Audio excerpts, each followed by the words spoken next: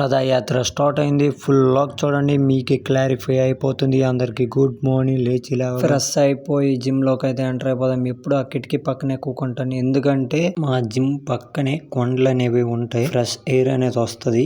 చాలా పీస్ఫుల్ గా ఉంటది. వర్కౌట్ అనేది చాలా బాగా చేసుకోవచ్చు. అందుకే ఈ జిమ్ అంటే నాకు చాలా ఇష్టం. జాయిన్ అయినప్పటి నుంచి ఏ జిమ్ మారలేదు. మెయిన్లీ డిస్టర్బెన్స్ అనేది ఉండదు. వర్కౌట్ సెక్షన్ లోకి వెళ్ళిపోతే మా జిమ్ లో ఒక స్టిక్ ఉంది. ఈ రోజు వర్కౌట్ చేస్తా, కానీ ఈ రోజు మొత్తం బాడీ ఫ్లెక్సిబిలిటీ అయితే చేసా. వర్కౌట్ కంప్లీట్ చేసుకుని ఇంటికి వెళ్ళిపోదాం. ఇంటికి వెళ్ళిపోయి ఫ్రెష్ అయిపోదాం. నా బ్రేక్ఫాస్ట్ లకు ఓట్ మీల్ నైట్ అయితే ఫ్రిడ్జ్ లో పెట్టి అది తీసి కంప్లీట్ చేసుకుని కాలేజ్ కి అయితే వెళ్ళి కాలేజ్ లోకి ఎంటర్ అయిపోగానే డాన్సులు చూడండి ఎలా చేస్తున్నాడు. కాలేజ్ కంప్లీట్ చేసుకుని ఈవినింగ్ స్నాక్స్ లో అయితే పనస్తోనాలు తీసుకున్నాం. నైట్ డిన్నర్ లో చపాతీస్ తీసుకుని అలా కంప్లీట్ చేసుకుని నైట్ రథయాత్రకి అయితే వెళ్ళిపోయాం. క్రౌడ్ చూడండి ఎంత హెవీగా ఉన్నారు. రథయాత్రలో అయితే ఒక ఇన్సిడెంట్ జరిగింది. అది ఏంటంటే ఒక బాబుకి కరెంట్ షాక్ కొట్టి చనిపోయాడు. నెక్స్ట్ వీడియోలో కలుద్దాం. బాయ్. పార్ట్ 2 అని కామెంట్ చేయండి. నెక్స్ట్ లాగ్ లో చెప్తే ఏం జరిగిందో.